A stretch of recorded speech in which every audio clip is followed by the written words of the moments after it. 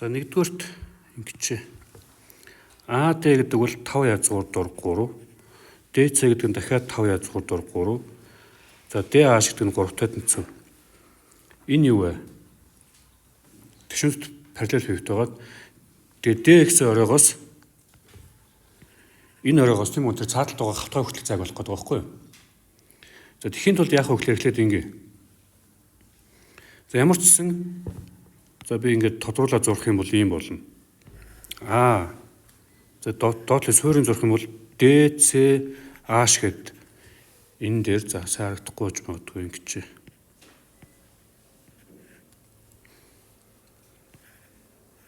Ийм суурьтай тийм үү? Ийм суурьтай. Ийм өндөртэй пирамид байгаа байхгүй юу? Ойлгомжтой тий? Тэр бүтэн ногооноор будсан байгаа суурь болчихно. Тэгээд АД нь өөрөө өндөр болчихно гэсэн үг. Тэгэхээр энэ пирамидын эсхүүнийг олохдоо бид нар яаж болох вэ гэхээр 3-1-ийг үржих нь суурийн талбай. Суурийн талбайгаа яаж болох вэ? Энэ уртыг нь энэ уртаар нь үржил 2 тооцоогоор суурийн талбай гадарна тийм үү? За тэгэхээр 5 язгуур дор 3-ыг 3-аар үржүүлээд хэд байх нь 2 туунаа. Үржих нь өндөр нь юу вэ? Энэ нь 5 язгуур дор юу вэ? Ингээд болохоор хэд болж гэнэ үү? За ямар ч гэсэн энэ хоёр нийлээд 3 болчихно. Тэгээд доотлогоо 3-тай удаад энэ 3 ерөөсөө шууд байхгүй болчих юм байна. За тэгээд үлдсэн хоорондоо үржүүлэх юм бол дээрээ 75-тай доороо юу вэ? 2-ыг гадрах юм байна. Зөв. За одоо энэ бол нэгдүгээрх нь байсан. Одоо хоёрдугаарх нь удаа.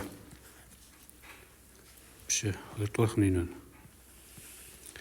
За АЦ-ийн урт гэж гарах уу? АЦ-ийн урт болохоор язгуур дор 5 язгуур дор 3-ын квадрат нэмэх нь дахиад 5 язгуур дор 3-ын квадрат ингэж гарч ирнэ тэ. Эн чинь юу гэсэн үг вэ гэхээр 75 дээр нэмэх нь 75 150 150 гэдэг чинь юу гэсэн үг лээ? 5 язгуурын дор 6 гэж гарч ирэх юм байна. За АШ-ийн уртыг болъё. Энэ болохоор язгуур дор энэний квадрат нэмэх нь юу вэ? 3-ын квадрат болно. 75 дээр 9-ийг нэмэхээр 84. 84 чи яах вэ? 2 язгуур дор 21. За одоо болохоор CH-ийн уртыг болно. Адилхан юм байна тий.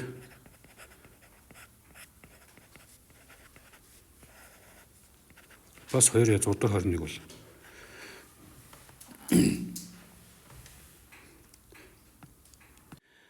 За одоо энэ хотууд ашиглаад героны томьёогоор талбайгаа болно. Героны томьёог гэдэг нь юу гэдэг вэ гэхээр мэдээж хэрэг S тэнцүү язгуур дор P-г үржих нь P-гээс хасах нь А, P-гээс хасах нь B, P-гээс хасах нь C. За P гэдэг нь болохоор периметрийн агс тийм үү? Манай бодлогоор болохоор 5 язгуур дор 6 дээр нэмэх нь 4 язгуур дор 21-ийг хуваах нь 2 болно. Энэ 3-ын нийлбэр гэсэн үг шүү тийм үү? Тэрийг 2 тооцно гэсэн үг. За ингээд харангуут амар язгууртай. Тэгээд дахиад язгууртай амар заваарсан юм харагдаж магадгүй. Гэхдээ яг бичээд үзэх юм бол айгүй амархан болно. За юу болохоор ойлгомжтой. За периметр агс гэдэг нь өөрөө энд гадарсан байж байгаа энэ үж. За одоо энийг бичээ. P-гээс хасах нь А хүч. P-гээс хасах нь А гэдэг чинь P ч өөрөө 5 язгуур дор 6 нэмэх нь 4 язгуур дор 21-ийг хуваах нь 2 байгаа. Эннээс юу хасах вэ? За АЦ буюу 5 язгуур дор 6 хаснаа. За тэгэх юм бол 5 язгуур дор 6 дээр нэмэх нь 4 язгуур дор 21 хасах нь 10 язгуур дор 6-г хуваах нь юу вэ? 2 болно. За тэгээд төсөөтэй гишүүдийг юм гэх юм бол мэдээж хэрэг энэ төсөөтэй байгаа тийм үү? Хасах юу вэ?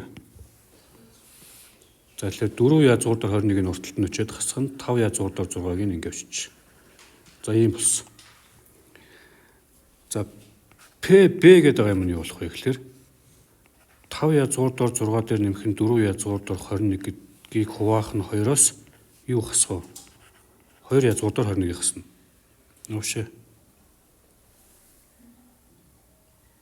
Энэ нийл алдчих шиг болох юм. Зөв юм уу?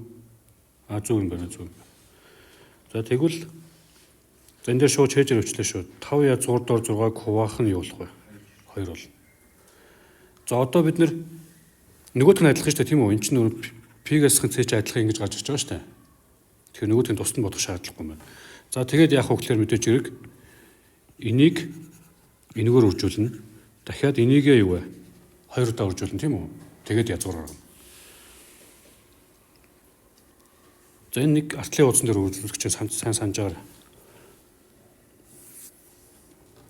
За S гэдэг бол язгуурын дор, нэг том язгуурын дор 4 язгуур дор 21-ээс хасах нь 5 язгуур дор 6. За нэмэх нь байгаа ихнийх нь. Үржих нь 4 язгуур дор 21-ээс хасах нь 5 язгуур дор 6-г хуваах нь 2. Үржих нь нөгөөх нь юу лээ? 5 язгуур дор 6-г хуваах нь 2. 5 язгуур дор 6-г хуваах нь 2. За ийм гарч ирлээ. За энэ хоёр бол хоорондоо хосмог тоонууд байна, тийм хосмог тоонууд. Хосмог тоонууд байгаа учраас бид яаж үжих вэ? 4 язгуур дор 21-ийн квадратаас хасах нь 5 язгуур дор 6-гийн юу вэ? Квадрат болчихно, тийм үү? За тэгээд доотлолтоо бол бүгдөө нийлэхээр юу болох вэ? 16 болох юм ба штэ. 4 ширхэг 2 байгаа. За нөгөө хоёрын нь үржүүлэхээр 5-ын квадратыг үржих нь 6 болно. За ингэ бодохоор юу болж байна вэ? 16-г үржих нь 21, хасах нь 25-ыг үржих нь 6. Тэгээ үржих нь 25-ыг үржих нь 6 боллоо дээдэлтэй. Доотлолтоо 16 гэж юм чи юу болчих вэ? 4 болчихно тий. За энийг бодсон чинь хэд гарч ирсэн бэлээ? 183 гарч илээ. 183. Үржих нь 25, үржих нь 6. Тэгээ хуваах нь 4. За 183 гэдэг тоо чи юу гэхээр 6-г үржих нь юу вэ? Ошин 186 гарч ирсэн юм биш. 186. 6-г үржих нь 31, үржих нь 25, үржих нь 6. Хуваах нь 4 бол. За язгуураас юу гарч ирэх вэ гэхээр 25-аас 5 гараад ирнэ. Энэ 6 гэж 6-гийн квадрат томч 6 гараад ирнэ. Тэгээ язгуур дор 31 нүлдэнэ. Ийм боллоо. За одоо тэг хураагаа бичих юм бол юу болох вэ? За ингэ гадарлаа. За энэ бол юу вэ гэхээр энэ улаан гурвалжны талбай байгаа байхгүй юу? Улаан гурвалжны талбай. Тэгээ бид нар бол гол зорилго чи яах гэдэг вэ гэхээр энэ D гэсэн цэгээс улаан гурвалжин руу очисон юу вэ? Өндрийг олох гэдэг байгаа тийм үү? За энийг нааш гэх юм бол ийм өндрийг олох гэдэг байгаа байхгүй юу? Пирамидын эслэхүүнийг олохдоо бид нар суурийг нь өндрөөр нь үржүүлж олдгоо. Түрүүн бол нэг суурийг нь нөгөө өндрөөр нь үржүүлээд олцсон. Тэр олцсон нөгөө нэг юу ч хаана вэ? Эслэхүүн чинь энэ байна. Энэ эслэхүүн чинь бас яах вэ гэхээр саяны тэр улаан гурвалжны талбайг энэ цэнхрээр үржүүлээд 3 тугаасантай яах хэвээр тэнцүү байх хэвээр.